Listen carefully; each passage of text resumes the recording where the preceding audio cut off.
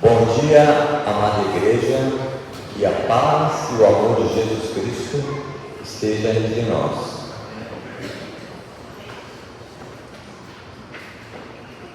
Neste momento, estaremos dando início ao nosso culto de adoração aqui no prédio da 9 de julho, né?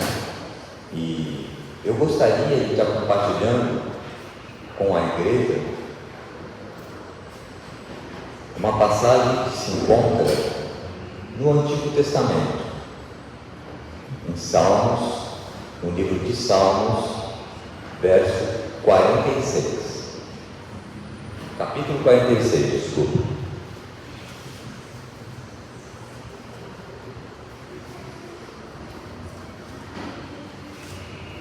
Salmo 46, começando no versículo 1. Deus é o nosso refúgio e fortaleza, socorro bem presente nas tribulações. Portanto, não temeremos, ainda que a terra se transforme e os montes se abalem no seio dos mares, ainda que as águas tumultuem e espumejem, e na sua fúria os montes se estremeçam. Há um rio, cujas correntes alegram a cidade de Deus, o santuário das moradas do Altíssimo. Deus está no meio dela, jamais será abalada. Deus a ajudará desde anteamanhã, bramam as nações. Reinos se abalam, ele faz ouvir a sua voz, e a terra se dissolve. O Senhor dos exércitos está conosco. O Deus de Jacó é o nosso refúgio. Vinde, contemplai as obras do Senhor, que assolações efetuou na terra. Ele põe termo à guerra até aos confins do mundo, quebra o arco e despedaça a lança, queima os carros no fogo. Aquietai-vos e sabei que eu sou Deus, sou exaltado entre as nações, sou exaltado na terra. O Senhor dos exércitos está conosco, o Deus de Jacó é o nosso refúgio.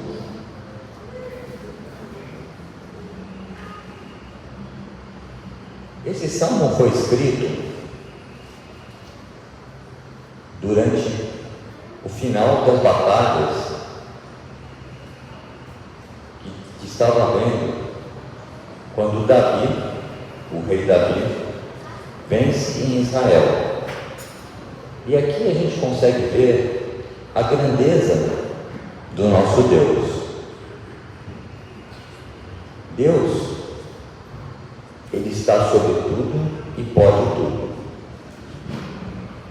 E eu gostaria agora de repetir o versículo 10, que fala assim: aquietai-vos e sabei que eu sou Deus, sou exaltado entre as nações, sou exaltado na terra. E no verso anterior, ele fala assim, no verso 9: ele põe termo à guerra até os confins do mundo.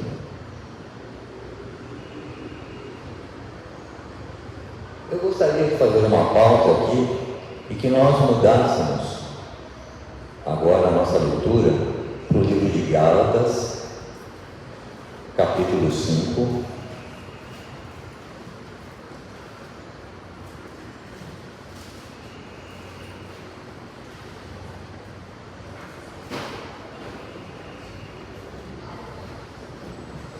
E eu vou ler o verso 19.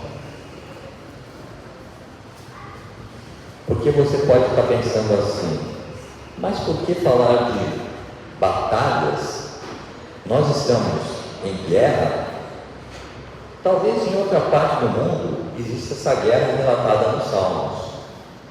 Mas eu gostaria de que nós atentássemos às batalhas que às vezes nós fazemos dentro de nós mesmos e as batalhas que existem nos lugares, às vezes, em que nós estamos. E a principal batalha que nós cristãos temos que fazer é contra o pecado. A partir do momento que montamos a nossa batalha diariamente contra as coisas que não agradam a Deus, nós estamos fazendo a vontade de Deus.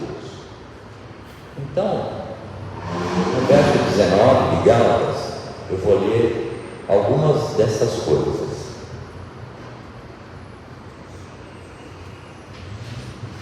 Olha, as obras da carne são conhecidas e são prostituição, impureza, lascívia, idolatria, feitiçaria, inimizades, porfias, ciúmes, iras, discórdias, dissensões, facções, inveja, bebedices, glutonarias e coisas semelhantes a estas.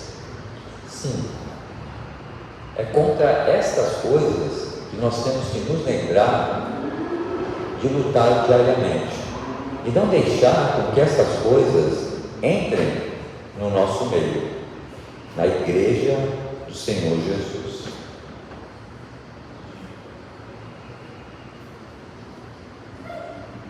E às vezes isso não é fácil, porque criar grupinho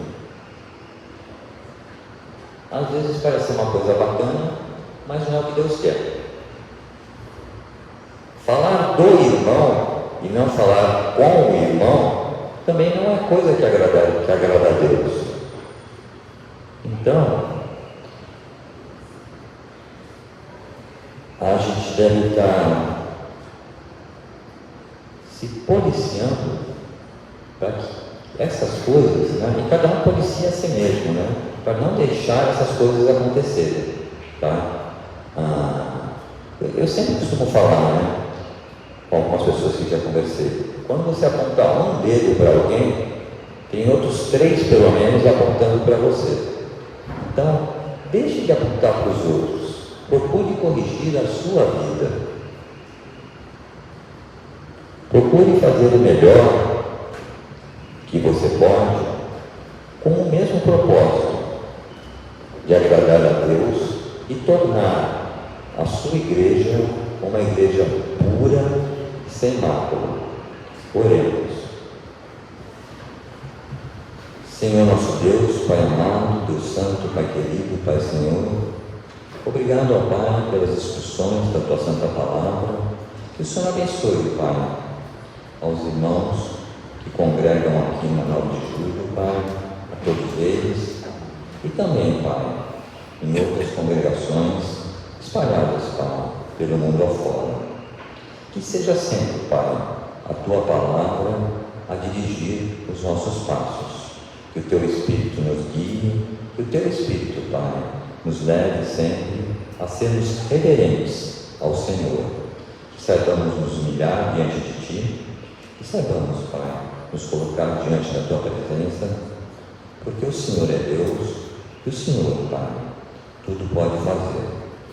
Que aqui, Pai, na Nova, possamos viver em paz, possamos viver em união, possamos sim, Pai, dessa forma, exaltar o Teu santo nome. Eu te peço e agradeço. Em nome de Jesus. Amém.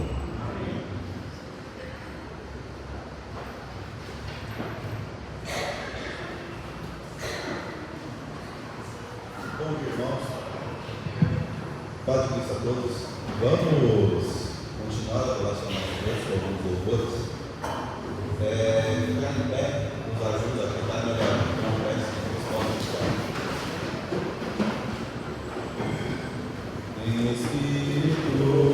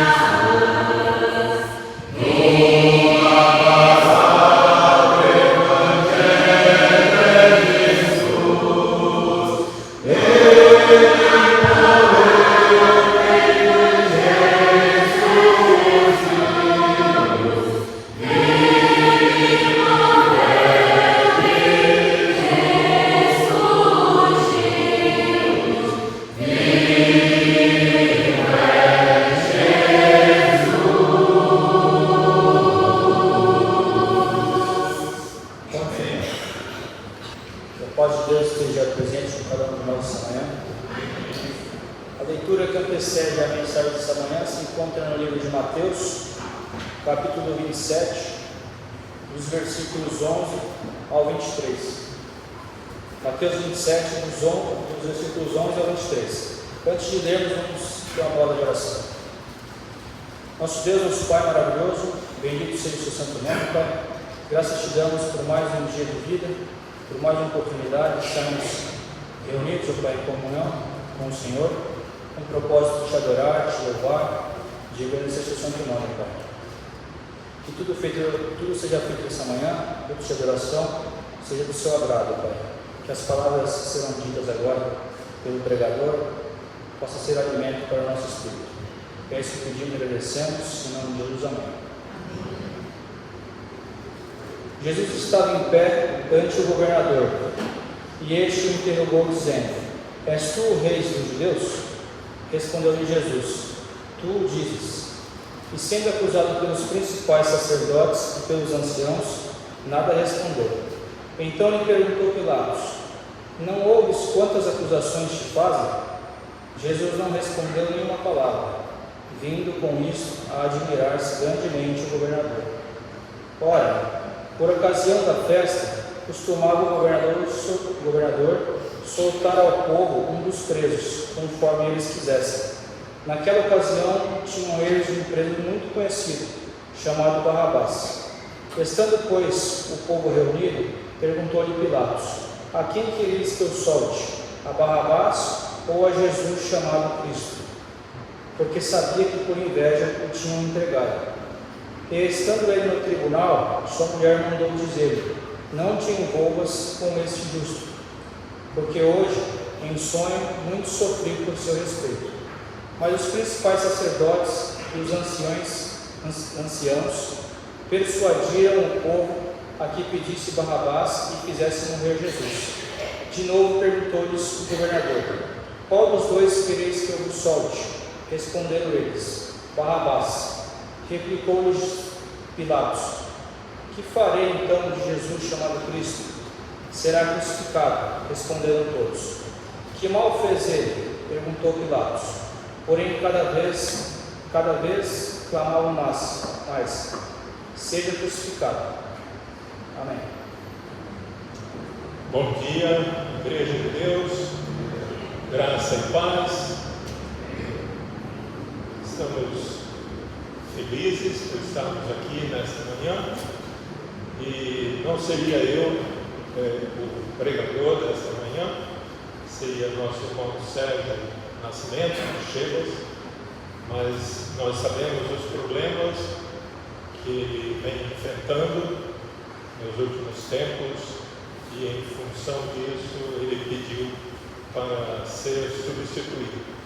Então estou eu aqui, eu peço a sua paciência para com a minha pessoa.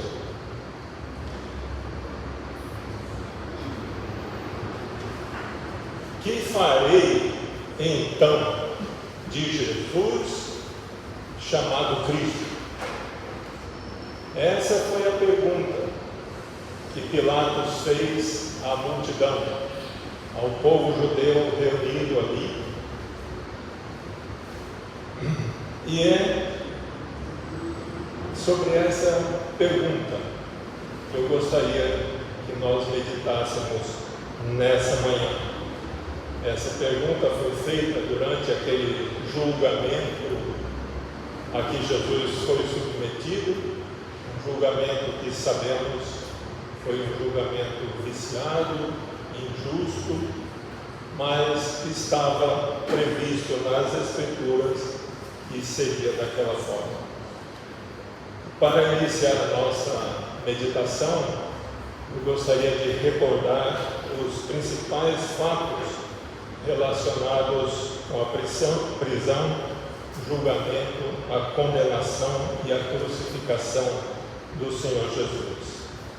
Vamos começar com a instituição da ceia, porque esses são os fatos que antecedem todo esse episódio que foi lido aqui em Mateus capítulo 27.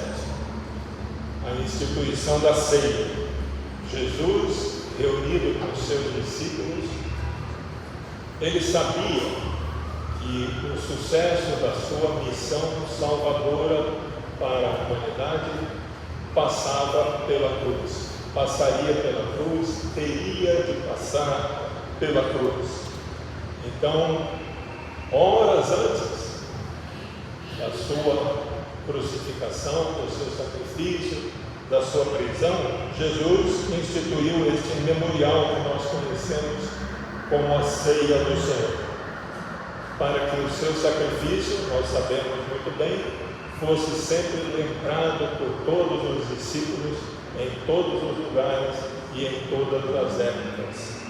Mateus capítulo 26, a partir do versículo 26, relata como Jesus procedeu e como ele instituiu a ceia, e nós não vamos fazer isso agora, ler essa passagem, porque daqui a pouco vamos celebrar a ceia do Senhor, vamos ter a oportunidade de ouvir como é a ceia do Senhor. Eu gostaria nesse momento de fazer um rápido parênteses sobre a ceia. Nós temos ouvido que a ceia é a parte mais importante do culto de adoração a Deus. Temos ouvido isso. Entretanto, nós não encontramos nas Escrituras nenhuma sustentação para essa afirmação.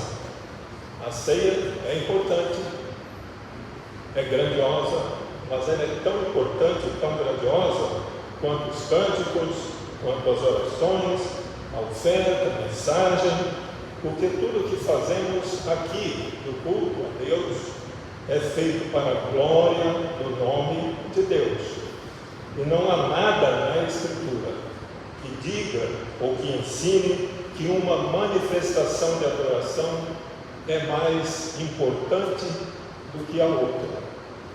Todas são igualmente importantes quando nós glorificamos o nome de Deus de todo o nosso coração. Aliás, ver a ceia como a parte mais importante do culto tem levado grupos religiosos a não celebrar a ceia a cada domingo, alegando que a celebração tão frequente desse jeito leva a uma banalização do ato. O ato perde o seu valor, perde a sua importância porque é repetido seguidamente, e dessa forma eles não realizam. Embora estejam muito bem intencionados ao querer manter o brilho superior, supostamente superior da ceia do Senhor, eles estão violando os mandamentos do Senhor Jesus e o ensinamento das Escrituras, porque celebram a ceia apenas mensalmente ou trimestralmente, ou às vezes até anualmente, e transformam a ceia do Senhor em um espetáculo. Mas continuemos então com a nossa meditação. Durante a cerimônia em que Jesus instituiu a ceia, Jesus preveniu seus 12 discípulos sobre o que estava para acontecer naquela mesma noite.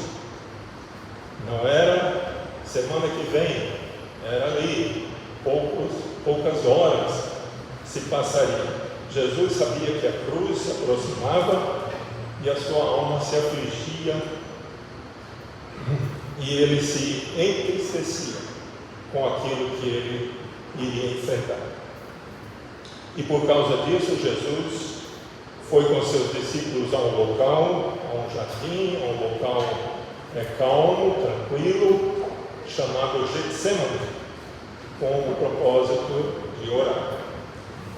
E Jesus deixou a maior parte do grupo em um local, avançou até um local mais adiante e levou com ele a Pedro, Tiago e João, e ali Jesus orou.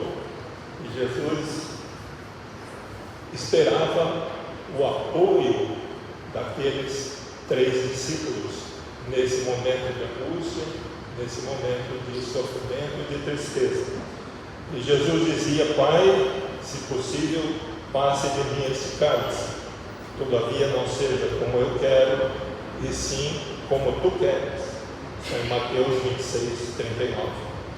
Jesus orou por 3 vezes dessa forma, mas Pedro, Tiago e João não puderam ficar acordados e adormeceram nas 3 ocasiões. Então Jesus já estava para deixar aquele local, quando chegou uma turba, uma multidão, armada com paus, espadas, e guiada por quem? Nada mais, nada menos do que Judas Iscariotes. E Judas saudou a Jesus com um beijo.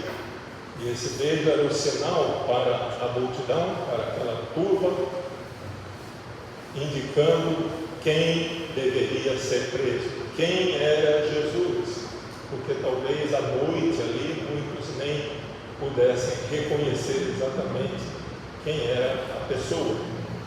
Então o beijo foi o sinal de que é esse que vocês devem prender. Quando alguns se aproximaram para fazer essa prisão, Pedro, querendo defender Jesus, sacou da sua espada e agrediu um daqueles presentes, que era Malco, e era servo do sumo sacerdote. E, ao ferir, cortou fora a orelha deste Malco.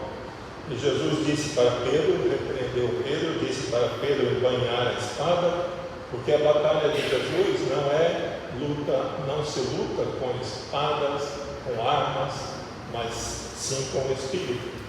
E assim Jesus curou a orelha daquele homem Malco. Nesse momento, como Jesus já havia predito lá ao instituir a ceia, todos os discípulos atemorizados abandonaram a Jesus e fugiram. Jesus foi então levado à presença de Caifás, que era o sumo sacerdote naquele ano. E o sumo sacerdote o interrogou com relação ao seu ensino e à sua doutrina. Mas Jesus conhece o coração de todas as pessoas. Jesus conhecia o coração também de Caifás.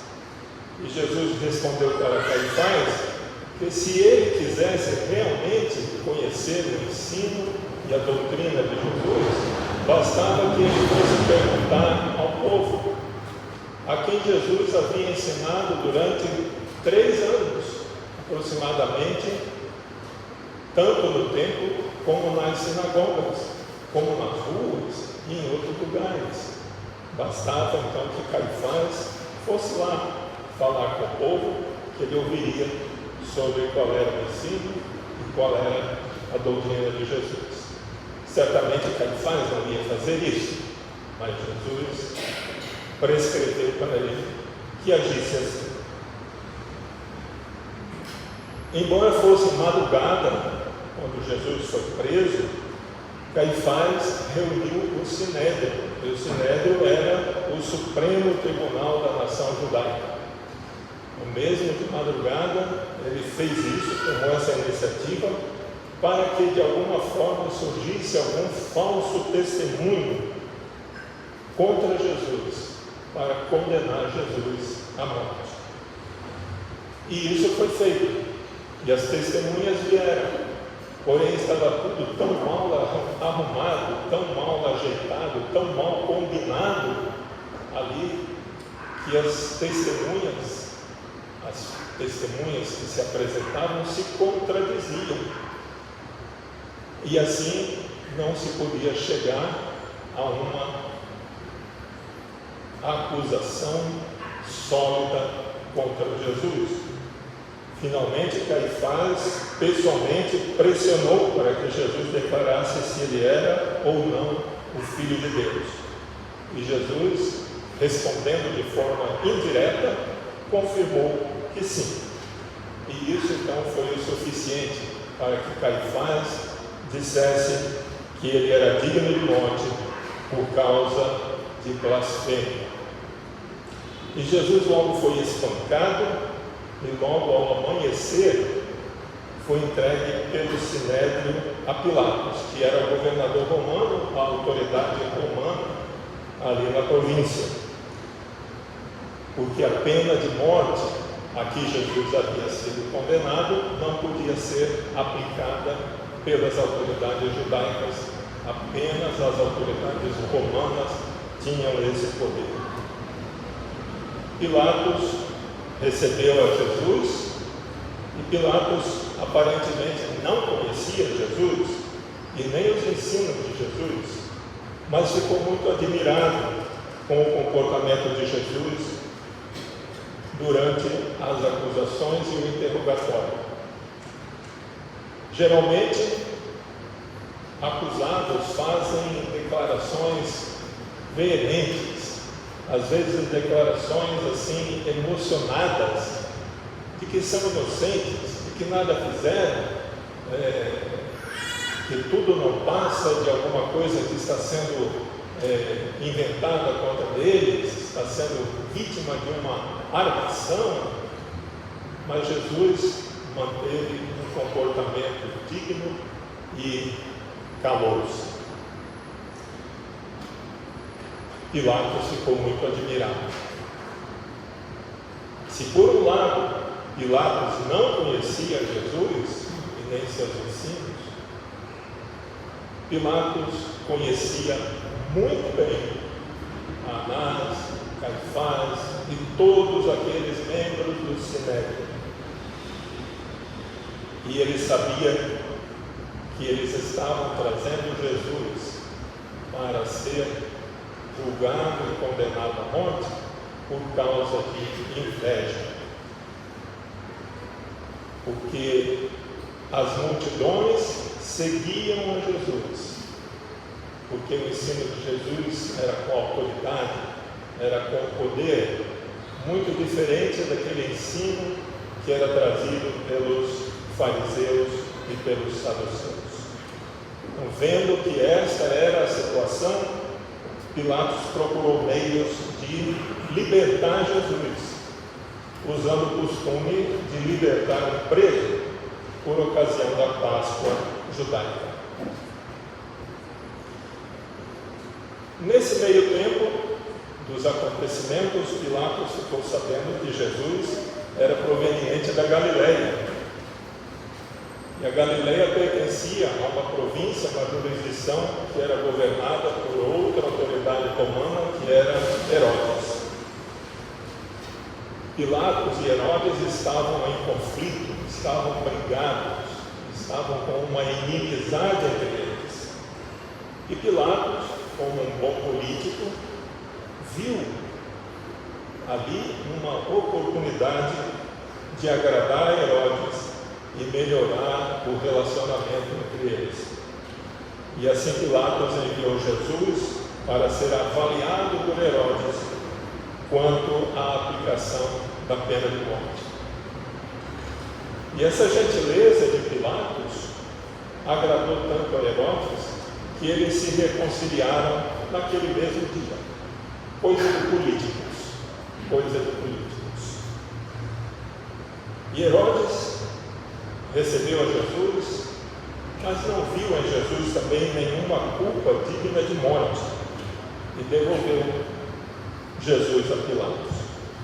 E Pilatos então resolveu apresentar Jesus à multidão, conforme foi lido aqui em Mateus 27.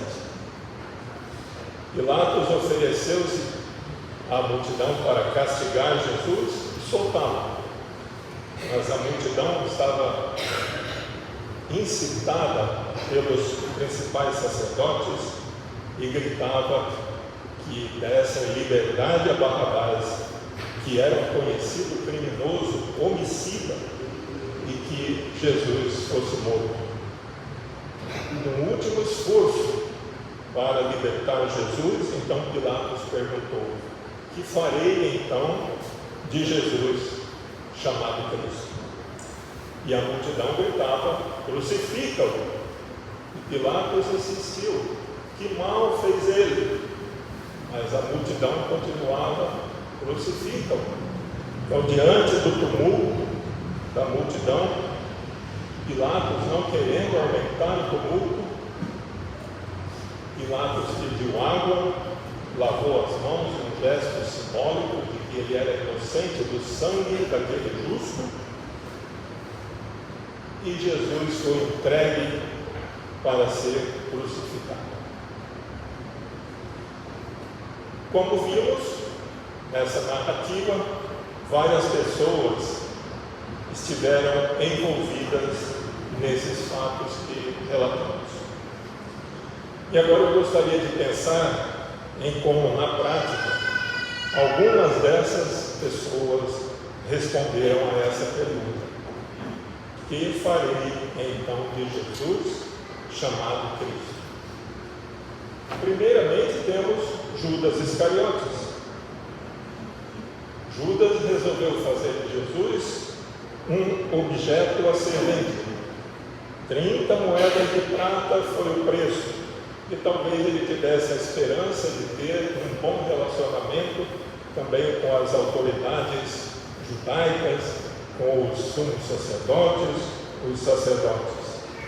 Judas havia andado com Jesus durante todo o ministério de Jesus, tinha ouvido os ensinos de Jesus, acompanhado o seu ministério, testemunhado os sinais que Jesus realizou, mas o coração de Judas valorizava as coisas deste mundo, e por causa disso ele se tornou uma presa fácil do inimigo e veio atrair Jesus.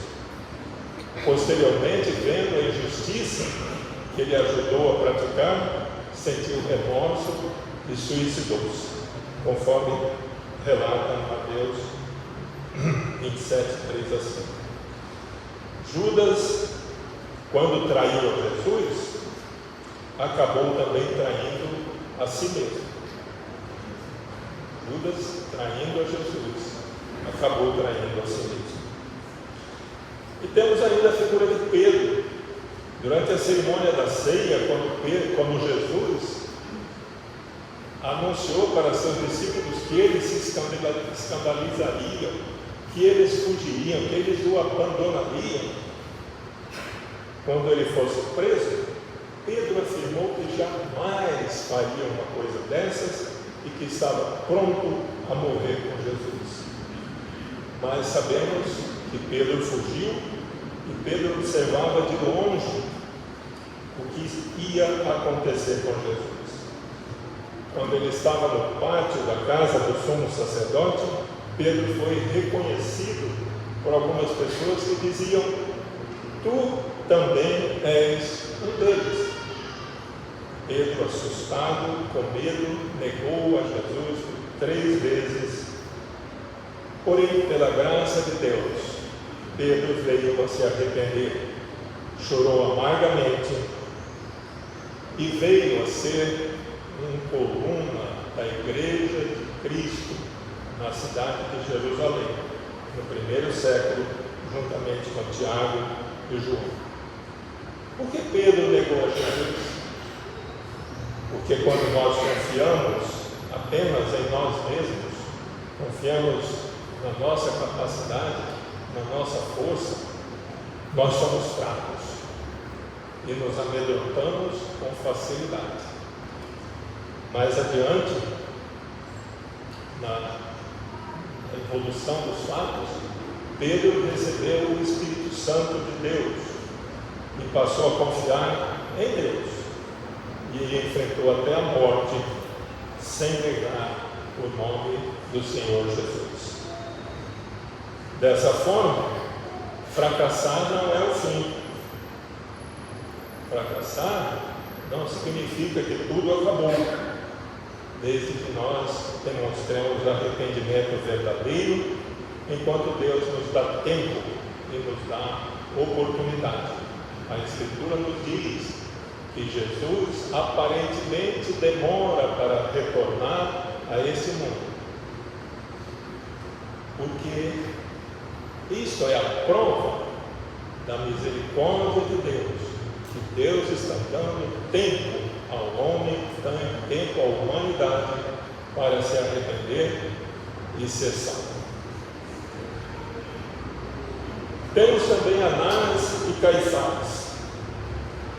Tinham inveja de Jesus, porque, como falamos, as multidões seguiam a Jesus, que trazia um ensino novo, respaldado por autoridade, por poder, muito diferente daquilo que os escribas e fariseus falavam e ensinavam.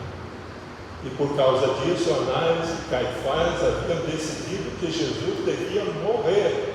Eles não aceitavam concorrência, eles não podiam ficar para trás, ninguém podia ser melhor do que eles. Esse homem precisa morrer. Direto ou indiretamente, Anás e Caifás arquitetaram a traição que Judas fez, arquitetaram a prisão de Jesus, o julgamento injusto de Jesus, sua crucificação também. Mas eles mataram apenas um corpo de carne e osso. Mas Jesus é o Filho de Deus. Jesus, o Filho de Deus, não pode ser morto. Jesus, o Filho de Deus, é imortal, e Ele vive, e Ele viverá eternamente. Pilatos, o governador romano, viu a injustiça. Estava patente aos olhos dele que aquilo que estava sendo feito era uma injustiça, motivada apenas por inveja, mas ele preferiu agir politicamente. É o político que conta, é o poder neste mundo que interessa, é a influência política que nos satisfazia. E Pilatos usou Jesus para agradar a Herodes e conseguir reconciliar-se com Herodes, o que era politicamente muito importante. Ele deixou a injustiça acontecer para não ter problemas com as demais autoridades e nem com o povo judeu que clamava: crucificam, crucificam. Ele viu que Jesus era inocente, mas não teve coragem de ser coerente consigo mesmo.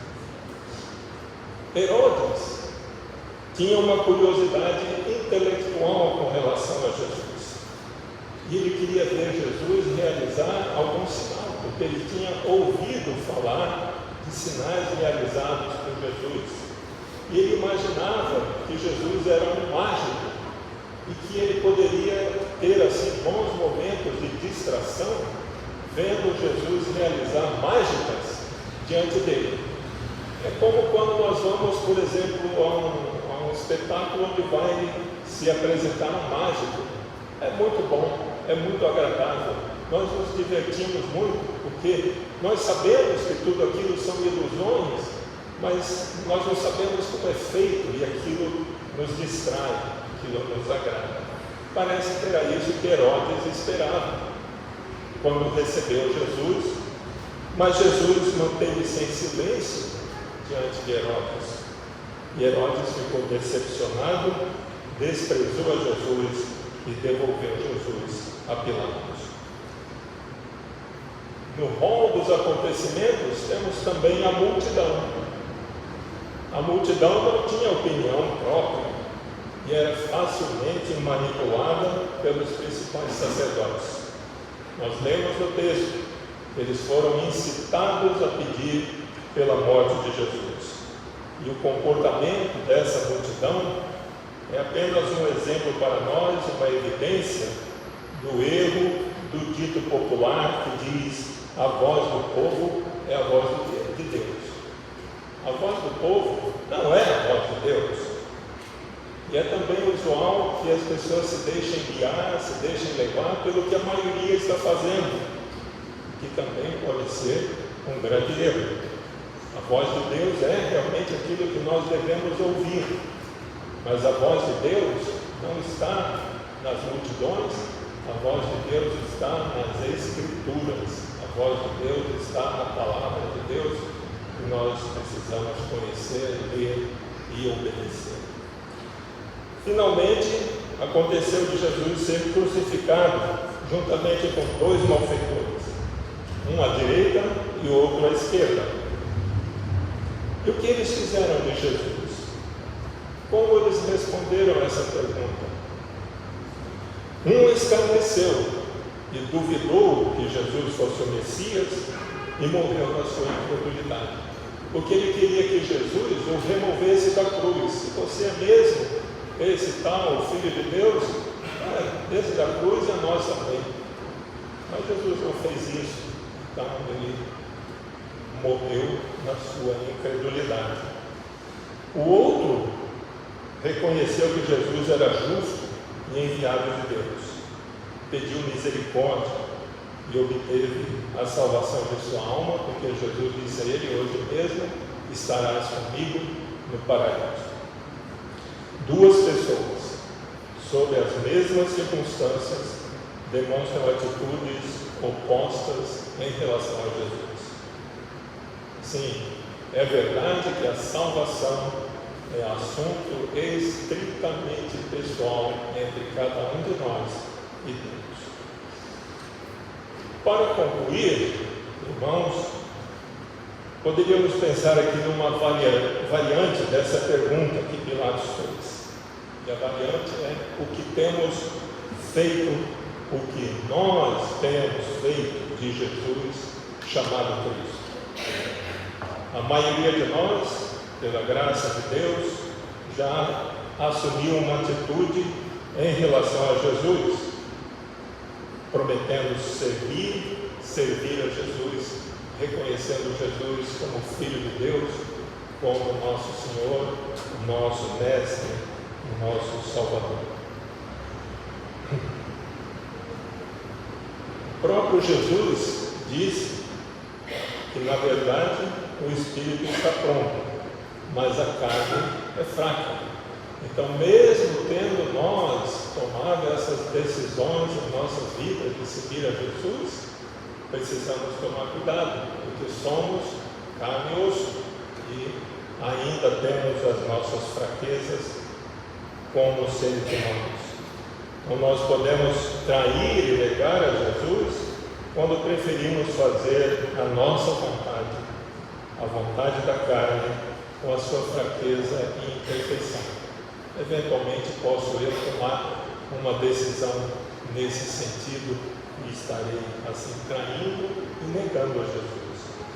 Podemos ser indiferentes a Jesus quando damos prioridades a nossas conveniências. Podemos ser insensíveis a Jesus como quando vemos Jesus como um bom homem, um professor de ética, um filósofo e coisas semelhantes, e não como o Filho de Deus que ele verdadeiramente é e sempre será. Nós podemos agir em relação a Jesus baseados no que a maioria faz, ou no que as tradições de nossas famílias nos dizem para fazer. Ou nós podemos rejeitar a Jesus porque ele não faz o que nós queremos que ele faça, como foi o caso daquele malfeitor na cruz, que blasfemou porque Jesus não o tirou da cruz. Que farei então de Jesus chamado Cristo? Muitas respostas são possíveis, acabamos de ver, mas a única alternativa correta, a única que nos aproxima de Deus, é aquela que pela fé reconhece Jesus como o Filho de Deus, como nosso Mestre, o nosso único e suficiente Salvador. E assim esta fé nos conduz à obediência, confessamos esta fé, passamos pelo batismo e temos nossos pecados perdoados, recebemos o Espírito Santo de Deus e vivemos buscando esta vida de santificação que nos aproxima do modelo que temos em Cristo Jesus. Que Deus abençoe a cada um de nós que já tomou essa decisão, que procura seguir este caminho tão glorioso em Cristo Jesus. E se há entre nós alguém que ainda não tomou esta decisão e que deseja fazer de Jesus o seu Senhor e seu Salvador, pode vir até a frente, enquanto nós cantamos um hino, ou, se preferir, pode me procurar após o término do culto. Que Deus abençoe a sua igreja.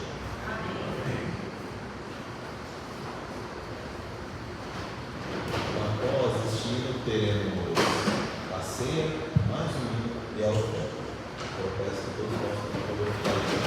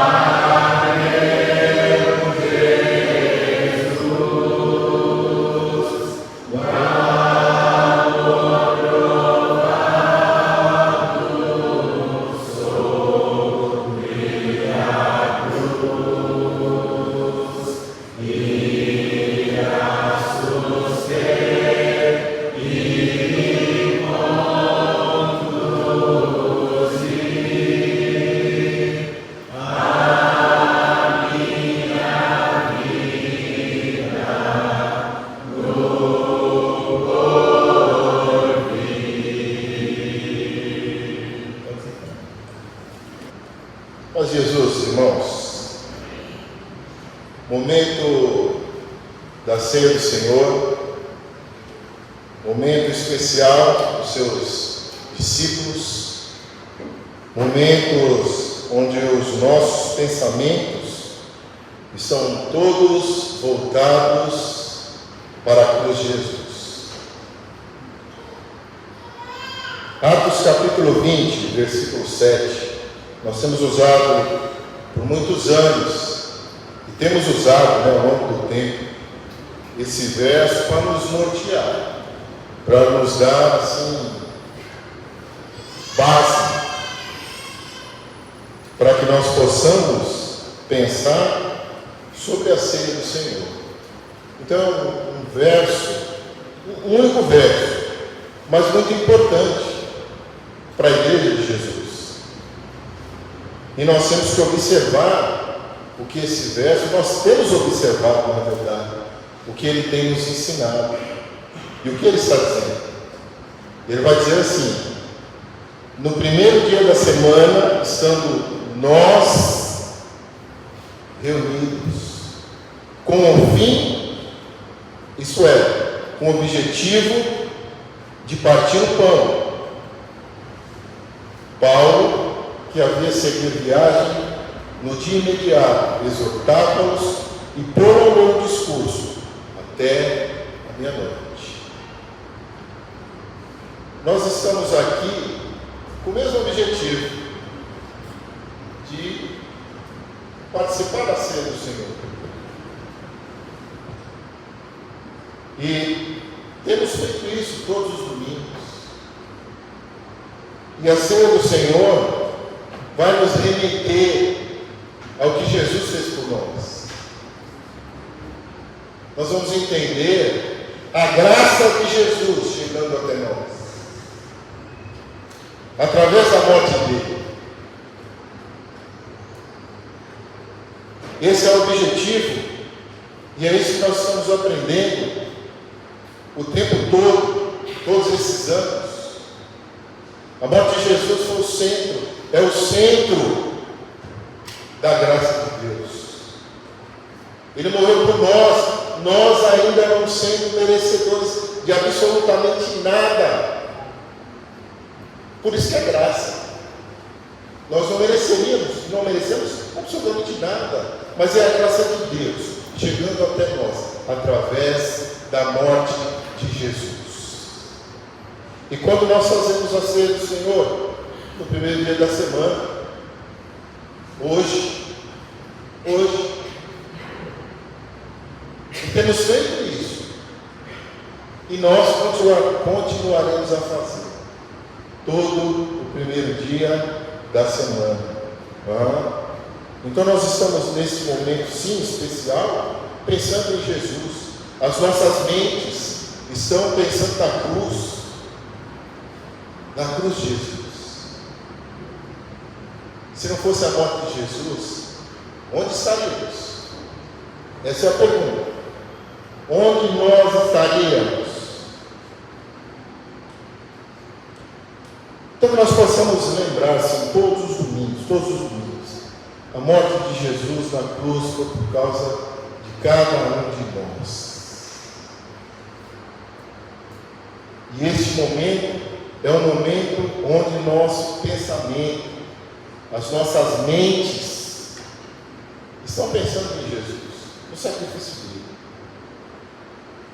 Você não está pensando outra coisa, ou não deveria?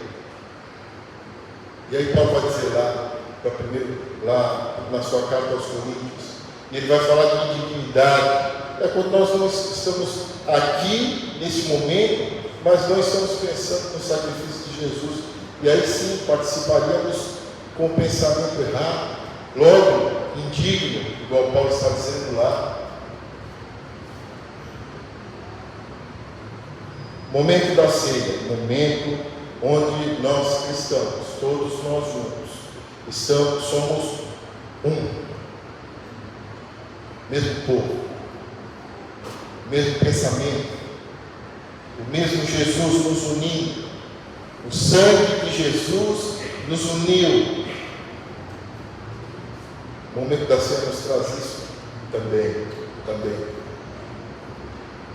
E o incentivo é para que você sempre participe. Participe da ceia. Jesus nos convida, Jesus instituiu, e Ele nos convida a participarmos da ceia.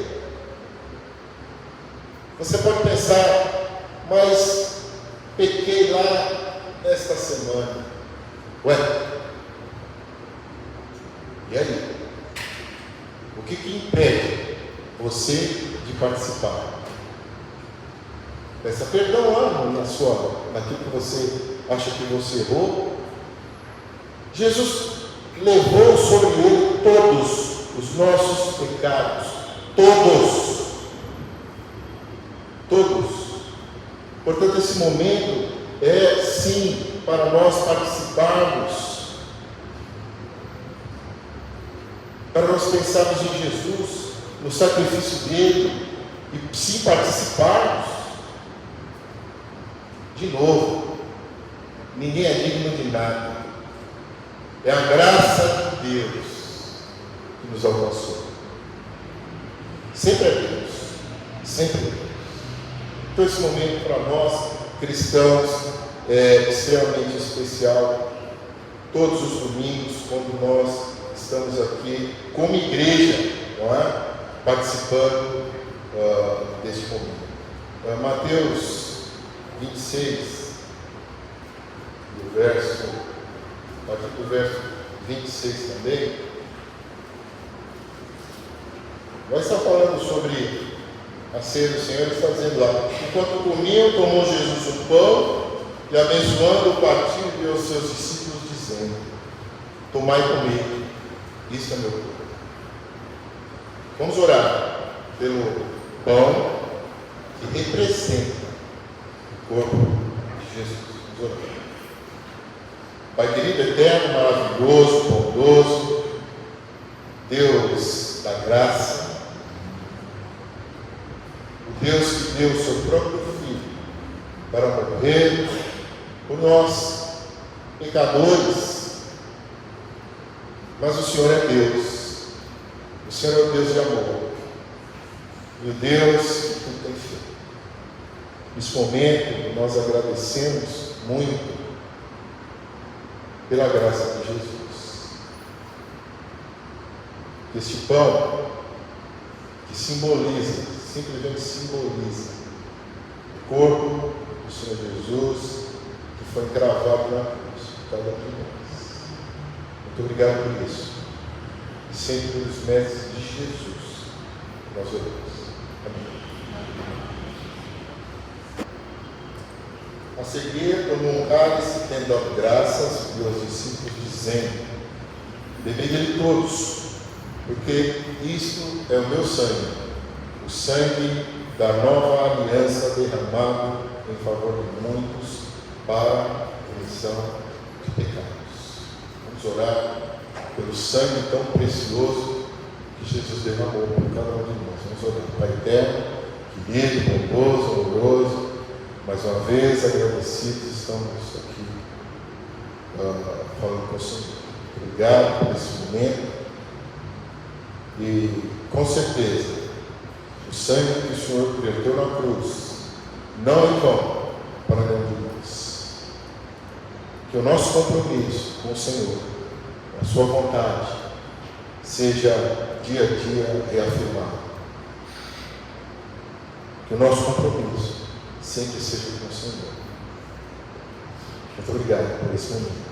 Em nome de Jesus. Amém.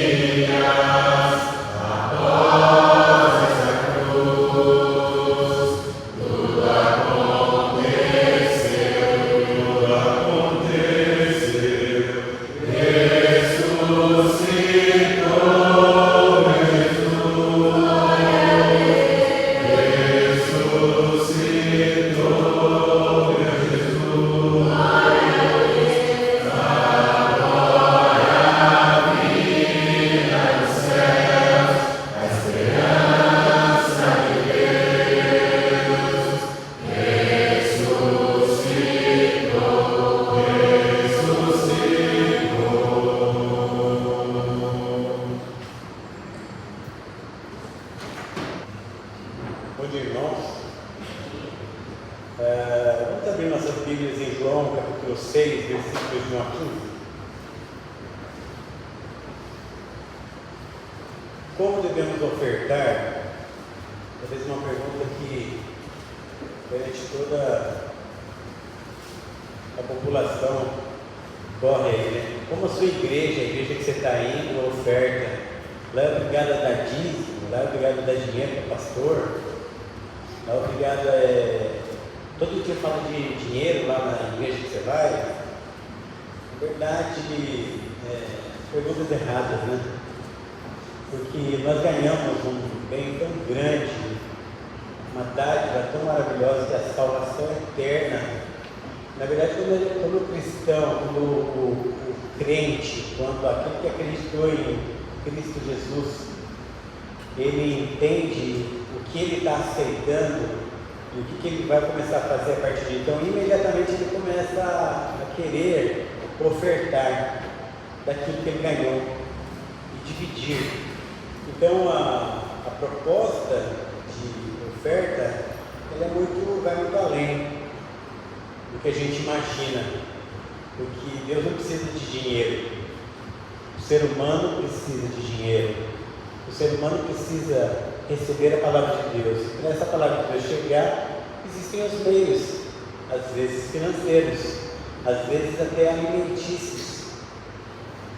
Eu nunca vou esquecer o dia em que um jovem, muito jovem, talvez os que nós estamos agora juntos na escola dominical, um desses jovens veio e eu estava sentado na rua, com muita fome aquele dia, e ele me deu uma marmita e naquela marmita eu disse: Jesus não desistiu de você. Ele nem imaginava quantos anos que eu estava na rua e o que ele estava fazendo para mim. Mas é esse jovem que um dia recebeu salvação eterna, ele falou assim: eu tenho que de alguma forma levar a salvação eterna para alguém. Os evangelhos de Marcos, Mateus, Lucas vão falar dessa passagem aqui, mas não vão citar quem é o dono de 5 pães e 2 peixinhos. O evangelho de Marcos, inclusive, vai falar assim que além dos 5 pães e 2 peixinhos, tinham 200 denários dos discípulos, mas ele ainda vai falar assim: o que compraremos com 200 denários? Para alimentar 5.000 pessoas? Mas João citou. João 6, capítulos 1 a 15. Depois dessas coisas, atravessou Jesus o mar da Galileia, que é o de Tiberíades, seguia uma numerosa multidão, porque tinham visto os sinais que ele fazia na cura dos enfermos. Então subiu Jesus ao monte e assentou-se ali com os seus discípulos. Ora, a Páscoa, a festa dos judeus, estava próxima. Então Jesus, erguendo os olhos, vendo que grande multidão vinha ter com ele, disse a Filipe: onde compraremos pães para lhes dar de comer? Mas dizia isso para o experimentar, porque ele bem sabia o que estava para fazer. Respondeu-lhe Filipe: não lhes bastariam 200 denários de pão para receber cada um o seu pedaço? Um de seus discípulos, chamado André, irmão de Simão Pedro, informou a Jesus: está aí um rapaz que tem 5 pães de cevada e 2 peixinhos, mas isso o que é para tanta gente? Disse Jesus: fazia o povo assentar-se, pois havia naquele lugar muita relva. Assentaram-se, pois, os homens em número de quase 5.000. Então Jesus tomou os pães e, tendo dado graças, distribuiu-os entre eles, e também igualmente os peixes, quanto queria. E quando já estavam fartos, disse Jesus aos seus discípulos: recolhei os pedaços que sobraram, para que nada se perca. Assim, pois, o fizeram e encheram 12 cestos de pedaços dos 5 pães de cevada que sobraram aos que haviam comido. Vendo, pois, os homens o sinal que Jesus fizera, disseram: este é verdadeiramente o profeta que devia vir ao mundo. Sabendo, pois, que Jesus estava para vir com o intuito de arrebatá-lo, para o proclamarem rei, retirou-se novamente sozinho para o monte. A importância da oferta na nossa vida, lembrando aqui desse evangelho escrito, essa palavra escrita, traz a gente para essa reflexão, né? Que aquele jovem lhe ofereceu humildemente o que ele tinha, exatamente o que ele tinha.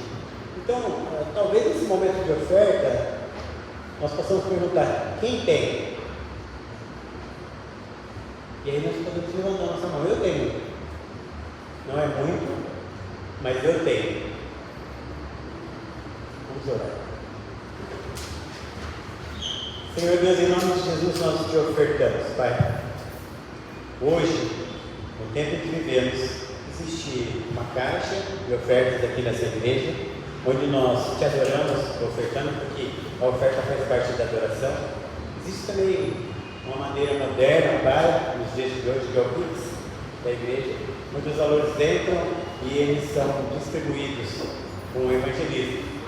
Alimentos chegam às pessoas, físicos e espirituais. Este lugar é aberto e paga suas contas por causa deste valor ofertado, Pai. E vidas são restauradas, vidas que se achegam ao Senhor por causa desses valores, Pai. Então nós te agradecemos porque temos saúde, te agradecemos porque estamos reunidos aqui hoje, podemos ofertar. Te agradecemos porque podemos levantar nossa mão e dizer: nós temos, eu tenho. São 5 pães, 2 peixinhos, mas eu tenho. E isso se multiplicará e pessoas conhecerão o Senhor Jesus, o nosso Salvador. E em nome dele que estamos aqui. Amém. Agora vamos tentar o último pensamento, mas que a adoração possamos continuar adorando a nosso Deus e depois da refeição. Eu hoje acredito que todos possam também fazer.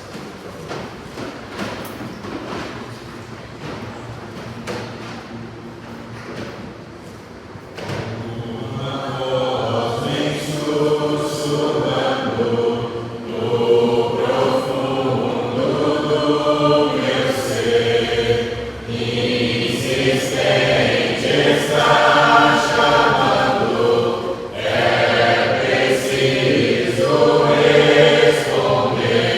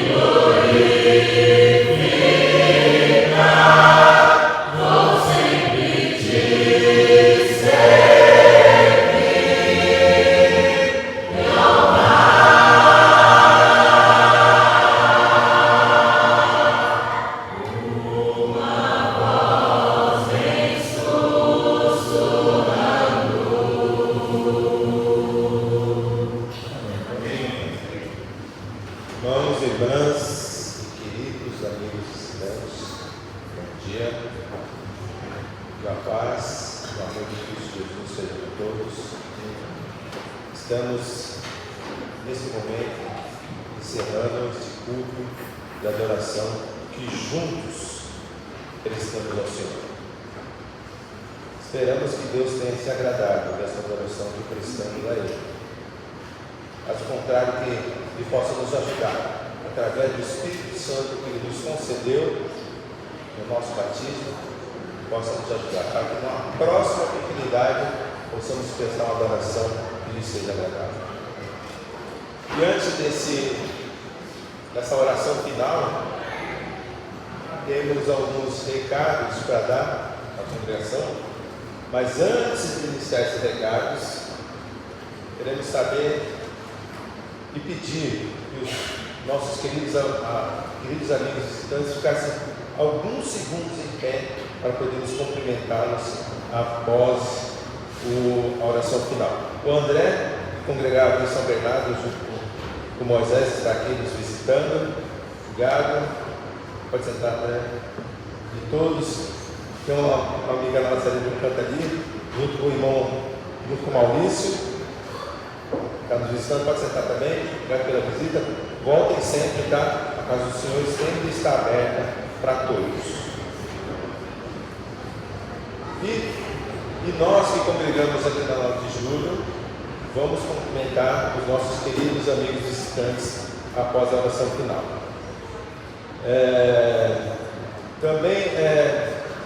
Semana passada, no domingo, teve a apresentação do casal aqui, né? O Carlos Eduardo e a Ana Cristina. Não sei se eles estão aqui. Estão aqui? Não? Não estão aqui. Mas vamos, desde já, né, sempre, vamos acolher esses irmãos e ajudá-los, para que eles possam, junto conosco, perseverar no caminho do Senhor e na aprendizagem das diretrizes do Senhor Deus Todo-Poderoso. Vamos orar pelos irmãos, orar pelo Ramos e sua esposa, vamos orar pelo seu Delfim, pelo Sérgio e também pela Sandra, vamos orar pela Zenilta, pelo Zé Raul, os pais do Alessandro, estão agora morando em São Paulo, e vamos orar por esses irmãos, pela recuperação da saúde deles. Vamos orar pelo Edinho, da Igreja de Cristo de Curitiba. Vamos orar pelo Sérgio Almeida, ambos em tratamento de câncer. Vamos orar pelos irmãos que estão sem trabalho. Vivemos num país que o desemprego é ideal, vamos sempre orar por esses irmãos e irmãs que se encontram desempregados. Vamos orar pelos irmãos que vivem em países que estão em guerra civil e orar pelo algum irmão, pela alguma irmã que vocês sabem que está com algum problema, que não está mencionado aqui, mas vamos orar juntos. A oração sempre faz efeito, então vamos orar fervorosamente para que Deus possa principalmente fortalecer o nosso espírito, para que a gente possa estar preparado para as diversidades da vida. Temos horários das atividades da igreja.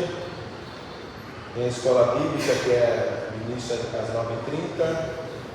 Tem o culto de adoração que começa às 10h30 e vai até o meio-dia, normalmente. E aqui na 9 de julho, o culto nas quarta-feira é online, começa às 20h15. Quero lembrar dos irmãos que estão na direção da reunião de casais que foi mudada a data. Inicialmente estava marcada para o dia 15/3, mas ela teve que ser alterada. Inclusive nessa data vai ter a Assembleia Geral Ordinária da Igreja, né?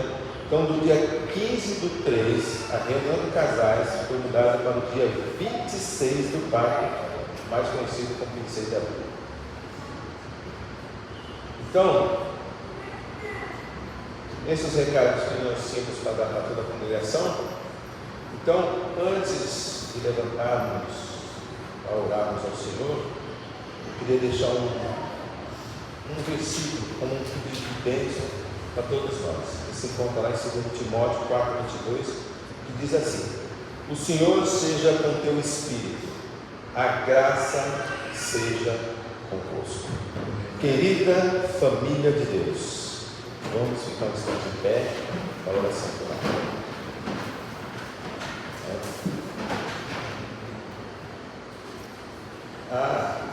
O Alessandro e os responsáveis pela tarde de louvor, quero lembrar que a tarde de louvor será no dia 22/3 e está inclusive postado os links aí nas redes sociais, tudo inclusive o WhatsApp. Mais um recado antes.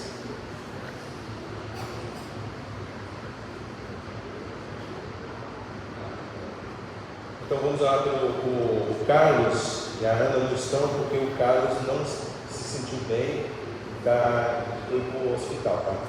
Então vamos orar por eles também.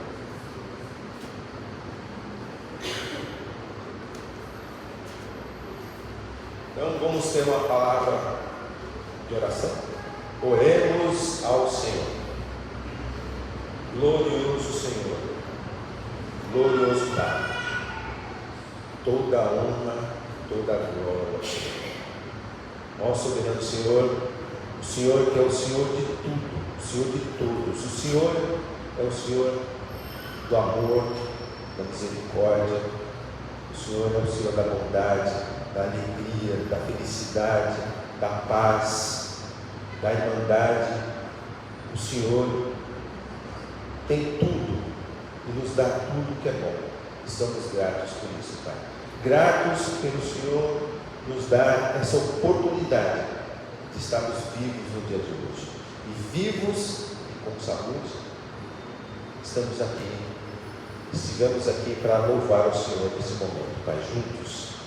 Esperamos, Pai, e tudo que fizemos aqui, desde a abertura aos cânticos, a mensagem, né, que o Senhor trouxe através do irmão, a ceia, a oferta, esse encerramento, que esperamos que tenha lhe agradado tudo que prestamos ao Senhor, porque fizemos isso com amor, com gratidão e com alegria, Pai.